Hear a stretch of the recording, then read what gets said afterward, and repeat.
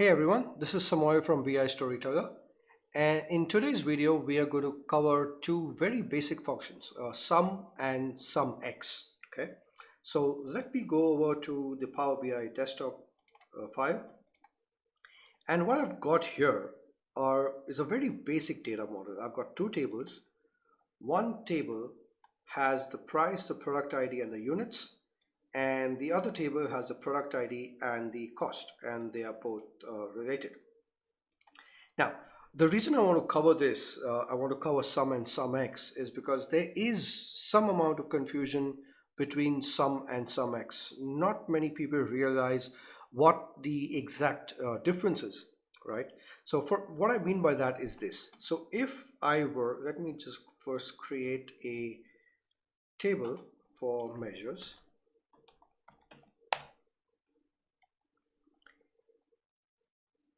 So what I mean by the confusion is this. So if I were to go and create a new measure and say total price using sum. Okay, so in this first instance I'm going to use the sum function. I'm going to say sum price. Okay, so that gives me the total price using sum. Let me convert this to a card. Now if I were to now use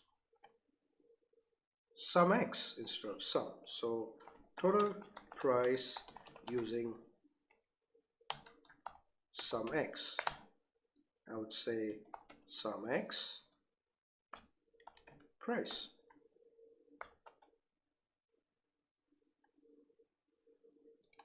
Oops, sorry. For SUMX, I need to specify the table first, right? So I'm going to say product price.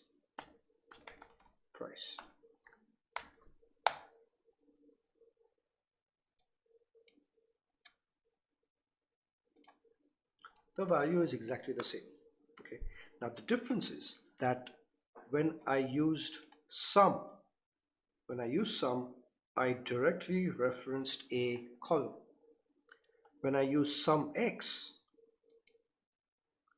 I first had to reference the table and then the column within the table.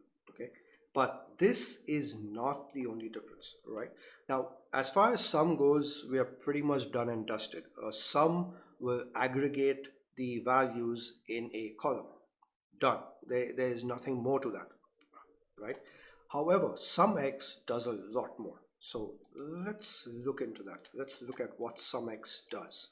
So let me get rid of both these measures. Rather, I'm going to keep this total price. I'm just going to rename this to total price because I need that. I'm going to remove this. I'm going to delete the measure which is total price using SUMX, right? Now, and I'm going to delete this as well. So all I have right now is my total price, which is nothing but the sum of the price from the product price table, right? So if I pull this information in, I have my total price in a table by the product ID. Okay, and now what I need to do is I have my total price, which is the sum of the price column or the aggregate of the price column in the product price table. Now, to get my total sales, what I need to do is I kind of need to multiply the total price by the units. So total price into the number of units gives me my total sales, right? Now, typically what we would do in Excel is we would add another column and we would say sales is equal to the price into the units, right? So what that does is that it gives me the sales as a calculated column, right? Now when I use a calculated column, remember that a calculated column gets added to your data set, so thereby increasing the size of your data set, right? The other way I could do this without having to add a column, let me delete that.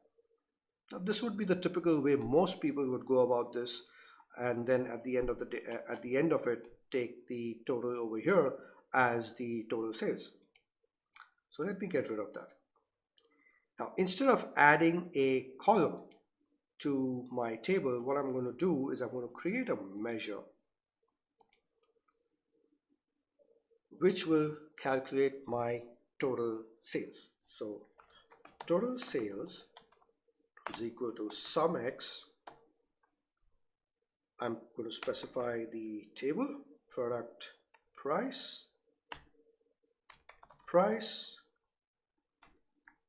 into the number of units.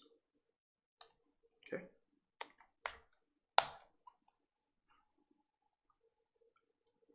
So that's my total sales measure. All right.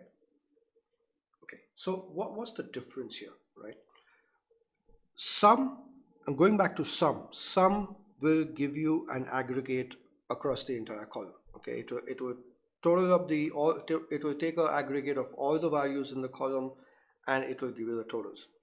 SUMX doesn't work that way. SUMX is an iterative function, right? So what SUMX does, it works on the row context. Okay, so first thing it's going to do is going to calculate the values of the first row. So it's going to take total price into units and store that value in the memory. Then it's going to go to the next row. It's going to take the total price and units, store that value in memory. It's going to move to the next row again. Okay, calculate that value, store it in the memory, so on and so forth, all the way down to the 10th row. So it is going to calculate the values row on row. It's an iterator function, so it's going to do everything row on row. Now, when it's doing all of these calculations row by row, the product or the sum or the aggregate of each row is stored in memory. Once all of the rows are calculated, it gives you the aggregate and releases the memory, right? Now, this is where you got to be careful, right? So right now I have 10 rows in my data. Even if you had 100 or 1,000 rows, it would not make too much of a difference. But understand that every time it's doing a SUMX, it is storing all those calculations temporarily in the memory. Okay, so if you have millions and millions of rows of data, you got to wait for some time, right? So then you also have to kind of weigh the pros and cons between having a SUMX measure. Okay, you have to weigh that pro and con, right? So depending on your system, depending on the data model that you've created, you got to kind of figure out whether you want to use a measure or you want to add a column like we did some time back. That's something you'll definitely need to look at. Okay, now this is what SUMX does. So sum, again, to kind of reiterate, sum aggregates the values in a column. What SUMX does is that it works on multiple columns in the same table. That's one scenario. Okay, SUMX is able to work on multiple columns in the same table. Okay, now what if I wanted to kind of get values from another table, or I wanted to kind of create some kind of a measure using SUMX from a different table? So for example, over here in this data model, what I have is in the product price table has my price, the product ID, and the units.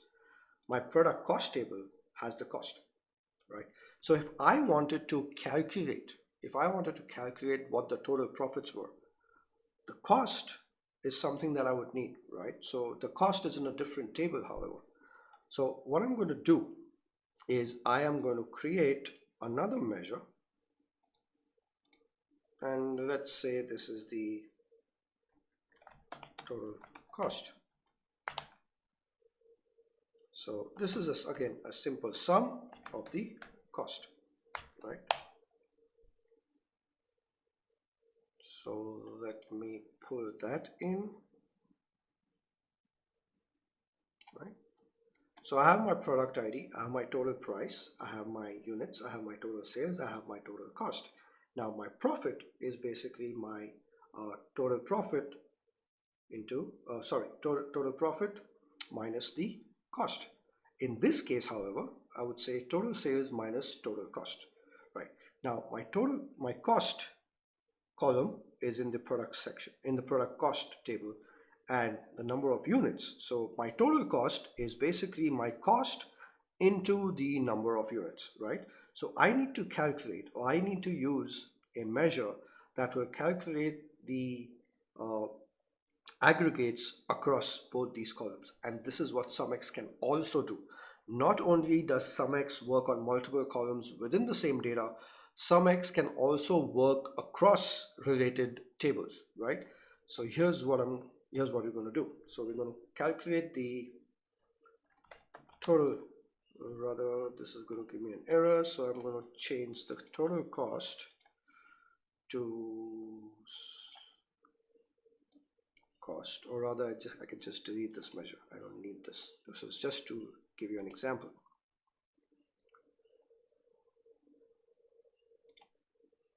So what I'm going to do now is I'm going to calculate the total cost. So my total cost is equal to SUMX reference the product cost table, cost, into related, okay, because both these tables are related based on the product ID. I'm going to say units.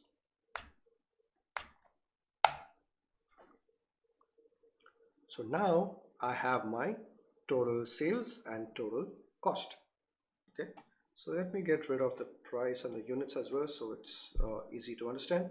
So I have my product ID, I have my total sales, I have my total cost. Now if I wanted to calculate the total profits,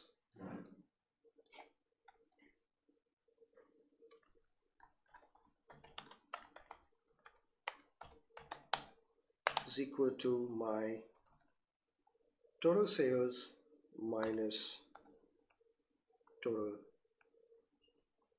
cost. And there you go. So that is these are the main differences between SUM and SUMX. So just to reiterate, SUM works on a column. SUMX works across multiple columns, not only within the same table, but also across related tables. Okay, so I hope you learned something from this video. If you like this video, hit the like button. If you loved it, subscribe. If you have any comments, you have any suggestions, put them down in the description below. And until next time, take care and have a nice day. Thank you.